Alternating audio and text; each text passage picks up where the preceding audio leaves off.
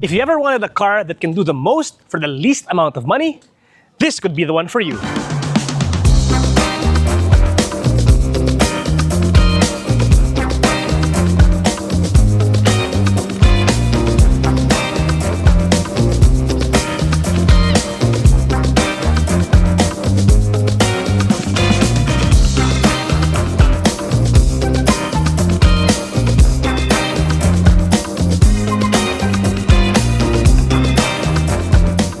Welcome to the garage on Ride By. So if you've been abreast with the small car segment here in the Philippines, chances are you're familiar with the car we have here today. This is the Suzuki S-Presso, one of the most affordable cars in the Philippine market. So what we have here is the top of the line AGS, the automatic gear shift variant, and it makes use of a very interesting transmission, which we will talk about a little bit later.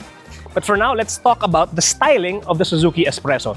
So the Suzuki S-Presso sets itself apart as a medyo SUV-inspired small car. So it is like the size of your other small cars in this segment, pero it offers you some of the amenities and some of the creature comforts of a crossover. So una dyan is yung ground clearance. So as we can see, it has a tall ground clearance of 180 millimeters, which means wala sa kanya ang mga lubak and the occasional rough gravel road. As you can see, our car here is covered in mud. That's because a little bit later in the video, you'll see we actually took this car on a bit of an overlanding trail. So yeah, so up here at front, you get an aggressive SUV-like front bumper with body cladding over here. Hindi lang siya halata, pero this is a matte black plastic, unpainted, and this is body color. The color kasi we got is the gray, so medyo monotone yung itsura niya. But if you get a different colored Espresso, halatang halata yung difference in the color here. You get flat black raw plastic cladding here in the grille and on the front bumper. And as you move to the side, that body cladding continues here sa kanyang side skirt. So the reason for that is because in the event na let's say masagi ka sa lubak or whatever on the side of the road, it won't really scratch it. It won't require you to repaint any body panels. So the car rolls on small 14-inch alloy wheels, pero mapapansin mo yung gulong niya medyo SUV size kasi 70 series siya. It's made by MRF, which is an Indian company, and the tires measure 165 70 14 inches. So here at the back of the Espresso, the SUV-inspired styling continues.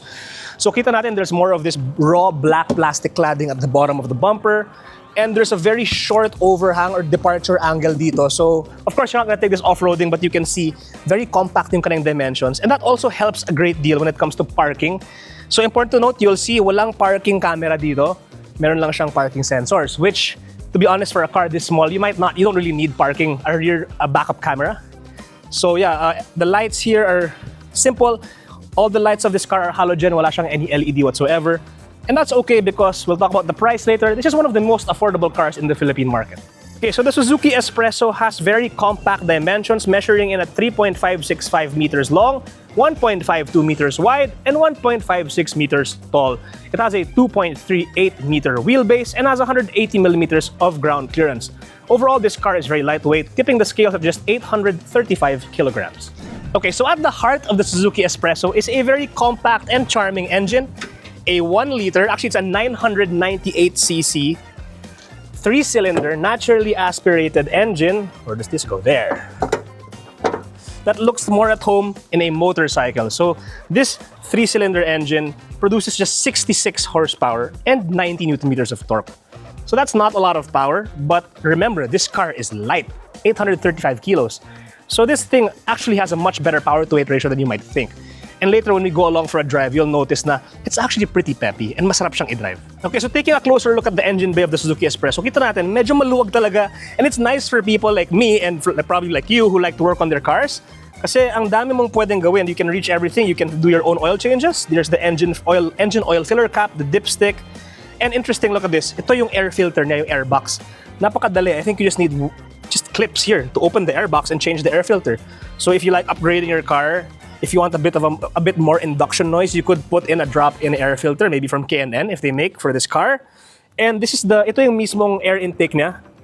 Ang taas niya. So that's almost at the level of the headlight. So ibig sabihin, and I don't recommend na ilusong niyo sa baha to, pero if push comes to shove, kaya niya about this high probably. Remember, when it comes to crossing floods, hindi naman yung level ng tambucho yung factor. It's the level of the intake because the muffler does not suck in water. What sucks in water or air is the intake, and it's this high over here. That's pretty useful, right? Of course, the limiter, apart from the intake, is also the chassis, the body of the car. Kasi sometimes, if you go beyond the axle, lulutang na yung kotse mo. So, and of course, once your car starts floating, well, you have zero control. That said, the engine is good. Let's take a look inside the cabin of the Suzuki S-Presso. Okay guys, pasok tayo sa loob ng S-Presso. Start it up. You get a nice old-fashioned key. Put the key in. Remember, it should be in neutral. Step on the brake. And then, there we go. She's on. Aircon, nice and simple. Okay, let's talk about the interior of the Suzuki S-Presso. So the first thing you'll notice when you enter is its compact dimensions. Sobrang medyo makitid, medyo masikip, but I like to call it cozy. So here the interior is very plasticky, pero despite the fact na you just get a monotone interior, maganda yung pagka-layout ng interior ng Suzuki S-Presso. So here in the middle, you have this circular thing here, circular cluster, which houses your instrument cluster and your infotainment display. So meron siyang speedometer, digital speedometer, no tachometer, no nothing. You get here your fuel gauge, you get here your odometer, and you get your gear indicator. So you can cycle through here, you get your trip meter, and you get your average fuel consumption. So yeah, so right now I'm doing 13.1 kilometers per liter. Remember, this is a 1-liter 3-cylinder engine, napakaliit, and it's fun to drive. So 13.1 kilometers per liter in both city and highway, that's very impressive fuel mileage. Okay, so now talking more about the interior ergonomics-wise, well, wala masyadong adjustment simply because of how small the cabin is. The steering wheel does not move at all. Hindi mo siya pwede itaas, ibaba, hindi mo siya pwede ilapit or ilayo. Ganito lang siya, fixed. But you can, of course, move the seat forward and back, and you can recline the seat or incline the seat. So that's a bit of a limitation if you're a taller person, a taller driver. Kasi ako, 5'8", I'm sitting here at the seat. Half of my vision is already occupied by the roof. So I get the visor and the ceiling here. So if you're a 6-footer and you sit this tall, baka yung ulo mo tatawa na sa ceiling. That means you'll have to recline the seat a bit, so you have more headroom, but you will have to stretch your arms out to reach the steering wheel. As for the pedals naman, yung seating position niya parang kang nakaupo sa dining table. So parang siyang monoblock chair, very upright. And that means that your pedals, you know, kahit na bent yung knees mo ng ganyan, kahit nga mas malapit pang ganyan, easy to cycle between the brake and the gas pedal. So no issue there. Let's talk about the infotainment display. So napakaliit niya, and it's a touchscreen, and you'll think na that's all it has. Pero you'll be surprised, no? If you have a charger cable with you, there's a USB port down here below, and you plug it in, and you plug in your phone. Plug in your phone. Wait for it. You do have wired Apple CarPlay. Grabe, I was super surprised nung ginawa ko yan, nung sinaksak ko yung iPhone ko just hoping to charge it. Tapos biglang lumabas itong Apple CarPlay. So guys, the cheapest car in the Philippine market, the cheapest Japanese car you can buy comes with Apple CarPlay as standard. What more could you ask for, diba? Ang galing. Huh? Android Auto also, I'm sure it has Android Auto. Android Auto and Apple CarPlay are available and they are wired. I mean, dude, you can't really ask for wireless Apple CarPlay for a car in this price bracket. So, still, very good job, Suzuki. Now, more about the center console. Everything to control the car is here in the center. Wala masyado sa sides. Even to open the windows is here. There's the window on the left. There's the window on the right. Wala siyang automatic up and down function. You have your hazard light over here. And down here, this looks like it came straight from the 90s. You have your AC controls. There's the fan speed. You have your thermostat here, the temperature. Where you want the vents to face are here. And you have a manual vent for you to open the, you know, the, how do you call that? Recirculation. You have a manual vent here to open and close the recirculation. USB port here, just one, and you have a 12-volt cigarette lighter style plug here in the bottom. You have two cup holders here. None of them are big enough to hold your oversized flasks. They're just enough to hold your, maybe your can of soda, maybe your Starbucks latte. That's all you have. And here, a cubby for your wallet and for other stuff. Moving on to the passenger side, you get this nice cubby hole here. Ang dami mo pwede ilagay dyan. Put your phone, put your wallet, no problem. And I don't think this car is fast enough for you to accelerate such that lili pa rin lahat yan. So, perfectly safe place for you to put your things. Passenger seat is the same as the driver's seat, forward and back, and reclining lang ang kanyang adjustment. Okay, so at least you do get power adjust mirrors left and right here. You have a button here. The car also comes with auto start stop, guys. So extra tipid sa gas. Ako, I just disable it kasi I find medyo intrusive yung auto start stop niya. And so yeah, that's it. Also, another thing worth noting, electronic stability control on a car of this price bracket. Galing, di ba? So yeah, while we're on the topic of safety, you get ESC, you get ABS, you get 2 airbags here, passenger and driver's side. No curtain airbags, no rear airbags, but that's okay. Speaking of, let's take a look at the back. Okay, dito naman tayo sa likod ng Espresso. First thing you will notice is, wow, look at all that space. Maluwag. Talagang maluwag yung legroom. This is already in my driving position. Maluwag yung legroom, maluwag yung headroom. So yeah, very, very pleasantly surprising how spacious it is here at the back. So the Espresso is meant to be a 5-seater. You do get headrests here, only on the 2 outer seats, but in the middle seat you get a seat belt but no headrest, pero okay lang. Besides, I don't think you'll be able to seat 3 grown-ups here at the back comfortably. That said, no, what else? Oh, when was the last time you saw one of these? This is how you open the rear windows, guys. You get manual window winders. So sa mga Gen Z viewers natin na hindi alam kung ano to, ito yung pambukas ng bintana. So how do you do it? You hold it and you wind it clockwise to bring the window down. Wind it counterclockwise to bring the window up. Wow! Grabe, high-tech, no? Ang galing. So you can open the window anytime you want. There's no window lock for this here at the back. And you know what? That's one thing that I admire about Suzuki, no? Kasi they made this car no frills. I mean, it's not trying to be anything it isn't, no? Wala siyang fake leather. Wala siyang any trying hard features, no? That way you know that the money that they used to develop this car really goes into making it reliable, practical, and long-lasting. So yeah, let's take a look at the luggage bay at the back. There is no trunk release here. You can either open it with a key or pull the lever inside. I already pulled the lever so we can open it. Of course, no automatic tailgate. Come on, guys, don't even expect that. So you get here a tonneau cover with no strings to automatically lift it. And you get, look at that, decent cargo space, even with the rear seats folded up. So kanina I was praising this car about how spacious it is in the back.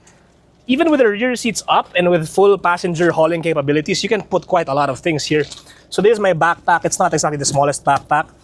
And you can fit quite a lot here. Pero kung let's say you want to pull up to the country club and play golf with this car, nothing's stopping you from doing that because you can fold the seats down like that and remove the tonneau cover just like that.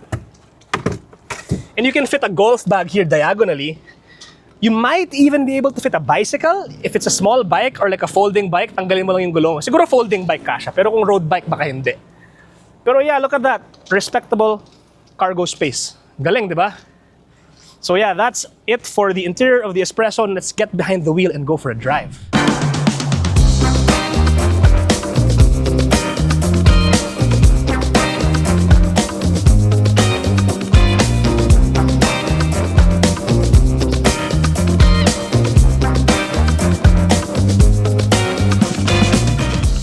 Okay, so we are now behind the wheel of the Suzuki S-Presso. So as I said earlier in the opening of the video, this car is one of the most affordable cars, period, that you can actually buy here in the Philippines. It's less than 700,000 pesos. And one thing that I really love about the Suzuki S-Presso, and as well as Suzuki cars in general, no, is that there's no pretense whatsoever. You get what you pay for. And yeah, it's cheap, it's affordable, and that's the point. And it doesn't really it's not trying to be anything it isn't. There's no fake leather. There's no, there are no gimmicks in this car. So that gives you assurance that Suzuki put the money, or Suzuki put the R&D and the development in what matters most. And that's providing a reliable, efficient, and, practical and affordable car that, pretty much anyone can afford. Because this car, it's available with very aggressive financing options. Performance-wise, earlier I mentioned this has a 1-liter 3-cylinder engine, so that's kind of like what you'd expect to find in a motorcycle. And it's nice, it's high revving, it's peppy, but it's by no means fast, no? It only makes around 66 horsepower and 89 Newton meters of torque, which is not a lot. Pero sobrang gaan kasi ng kotse na to. I don't think it even weighs 1,000 kilos yet. So yung power to weight ratio niya is actually respectable. And this car is not sluggish. It's equipped with the AGS, so that's the auto gear shift. That's like an automated manual. No? It's not an automatic transmission. And because of that, there are a few things na first-time drivers of this system will need to keep in mind. So in essence, the AGS is a manual transmission, pero automated siya. So it's not your torque converter automatic, it's not a CVT, and it's not a dual clutch. It's a standard single clutch manual gearbox with automated shifting, so the way it drives is like a manual transmission car. So sa mga tao na never pa nakaka-drive ng manual, siguro you'll complain na it's jerky, parang hindi siya nag-accelerate dire-diretso, may mga it stops in between and does that. And that's because it's shifting gears. And it shifts gears a bit slowly, no? Kasi syempre may clutch pa yan, it manually selects the gears, pero you just don't have to do anything, it just does it for you. Pero beneath the surface, it is a manual transmission. And one thing that I appreciate about this car is it has a manual mode. And the manual shifts are actually pretty responsive. And here, listen to the way this engine sounds, guys. Not bad, diba? It sounds pretty good because it's a three-cylinder, a high-revving three-cylinder engine. It kind of reminds me of a rally car in the sense na, you know, it's like you're really pushing it, but you're not really going fast. Like, we're only going 50 kilometers per hour. Tsaka may auto blip pa siya. So it kind of rev matches on its own very smoothly. So right now on third and downshift to second, you didn't even feel that at all. But you just hear the engine sort of spool up. So that's nice when it comes to driving dynamics. But personally, because I've been driving manual transmission pretty much all my life, if I were to choose and if I were to buy this car with my own money, I would get, of course, the base model manual transmission version instead of this AGS. But this AGS, no, it's a really good, affordable way to offer an automatic transmission at a very low cost price. So now talking about the suspension, the brakes, and the handling of the Suzuki S-Presso, it's as basic as it gets. You get front disc brakes and you get rear drum brakes. ABS is standard, and you also get, interestingly for this car, you get electronic stability control, ESC, which you can disable here.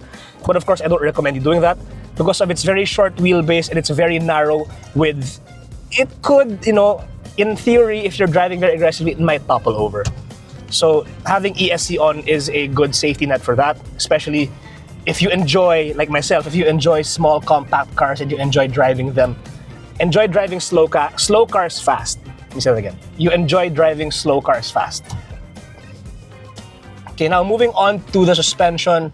Suspension-wise, nothing to write home about. It's basic, it's affordable, and it's reliable. Up front, you get struts. At the back, you get a torsion beam.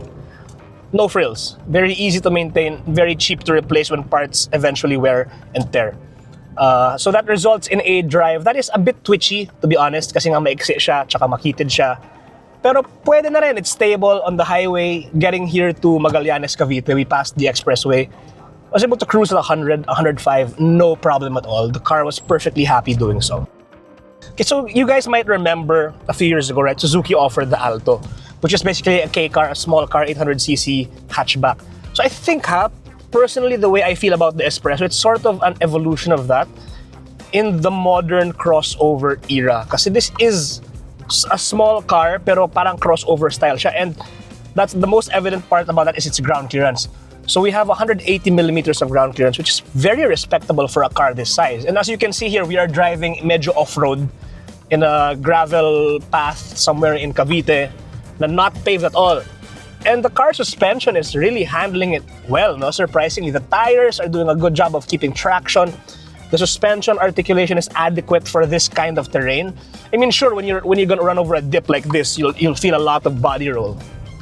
Pero you'll never really have to worry about, you know, scraping. Never ka sasayad dito with this car. Pero yeah, when the road becomes a bit rough like this, you will hear a lot of NVH. You hear the tires, you hear the suspension components jiggling. But don't worry about that, guys. Remember, this is a Suzuki. So they're known for building some really robust and really reliable cars that can really take a beating. So I wouldn't think twice to take the S-Presso on a long adventure drive, maybe even out of town, and with the occasional backcountry road like we are in right now. Okay, so now dito, marami nagtatanong tungkol sa mga kotse kagaya ng S-Presso, no? Kung kaya ba ni umakyat ng matatarik na daan. So we are in a very steep road. This is around 15 degrees of gradient according to Strava. So it's a bit of a steep road. And you can see, kayang-kaya ng Espresso, iakyat ito. Of course, it's better to keep it on manual mode in this case because the AGS will kind of automatically shift to second. See, look what it did. See, look what it did there. It kind of shifts to second and it will bog down. So it wants you to keep it on manual mode para first gear lang siya aakyat. But if it's on first gear, it doesn't struggle at all. It does a really good job of climbing the hills. So I'd say na the transmission is capable. Hindi lang siya mabilis. Don't expect to be overtaking anyone climbing up the hills. Pero if the question is whether or not the Suzuki S-Presso can climb roads like this or go to Baguio, the answer is 100% yes. Kayang-kaya niya, guys. So nothing to worry about. You can drive this car practically anywhere the pavement will take you. It can climb steep hills.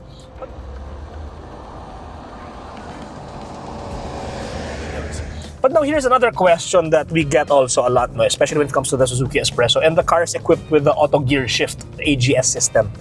So how do you use the transmission? In theory, it's just like any other automatic transmission. You just leave it on drive and just drive along. But you will feel the shifts whenever it does change gear because it is an automated manual. Don't expect the level of smoothness you would find on a torque converter, a CVT, or a dual clutch transmission setup. So it's just that simple.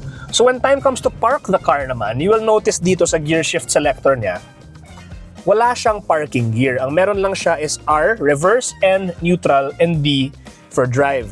So yan, we're on drive. So we're parking the car, we're on drive. We've come to a full stop. We put it on neutral, putting it to N, and pull the e-brake. And that is parked. In another situation, if you're parked in an incline or a decline, you can just put it on D. That technically puts the gearbox in first gear and pull the handbrake and turn off the engine. And now you're parked. And you'll notice na we're parked na medyo paakyat. Even if I release the e-brake, the car does not roll down. But you felt it kind of settle down like that because it's on first gear. So now the load is on the transmission, which of course we don't recommend. So always use the handbrake. So now time to start, you'll notice on first gear siya, on drive, it will not start. Because you need to put it on neutral, put your foot on the brake, and then start. There, easy.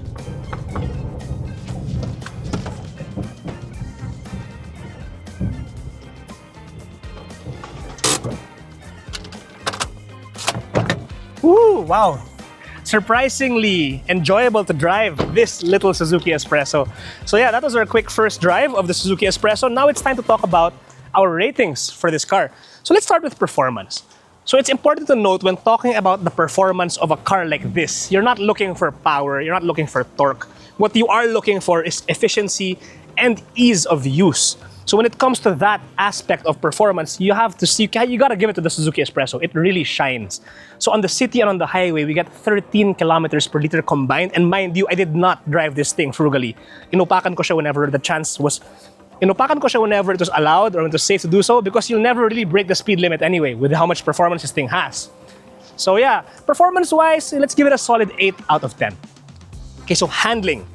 This thing gets small wheels, 14-inch wheels, McPherson struts up front, torsion beam at the back, medyo ma-understeer siya, medyo ma-body roll siya, pero okay lang, komportable naman considering you can seat 5 people. That handling, 7 out of 10. Next, let's go on to styling. Personally, I am a big fan of the Suzuki S-Presso. I've always been a big fan of this car. You can say medyo biased ako because I love small cars and I love the way this thing looks. It's like a mini SUV and you can set it up any way you want. You can make, I've seen people turn this into an overlander, put slightly bigger tires. But on the other hand, I've seen people lower it, put nice wheels, make it look like a track setup. So I think it's very versatile in that regard. So I'll give it an 8.5 out of 10 when it comes to styling. So utility-wise, the Suzuki S-Presso just might be the most practical small car in this segment. Maluwag siya sa loob, marami kang pwedeng ikarga. It has a lot of creature comforts considering the price point. So you get Apple CarPlay, you get a touchscreen, you get steering wheel mounted controls, pretty much everything you could ask for when it comes to creature comforts. So utility, guys, I'm gonna give it a solid 9 out of 10. Okay, now for value for money. So the Suzuki S-Presso costs less than 700,000 for this top-of-the-line AGS. You're looking at 674,000 pesos. And guys, that's seriously good value for money considering all the stuff that we just talked about a while ago. Value for money. 9.5 out of 10 for this car for me, guys. So solid, can't go wrong with this car. I like it. Okay, now for the overall rating. Well, we've talked a lot about the good things of the Suzuki S-Presso. It's a car, it's a no frills, no nonsense car. It's not trying to be anything it's not. And simply because of that, because it's real, totoo siya, true to itself, I'll give it an 8.5 out of 10. So there you have it, guys. Stay tuned to the garage on Ride By for the full written review. Don't forget to like, comment, share this video with all your friends, and subscribe to our YouTube channel. We'll see you in the next video. Thanks for watching. Hey guys, EJ here. I just presented the car you just watched right now, but I'd like to ask you to like, comment, share, and subscribe to our YouTube channel. That way we can continue producing the content that we are so passionate about and the content we hope that you like to watch and you can learn a thing or two from. Thanks a lot.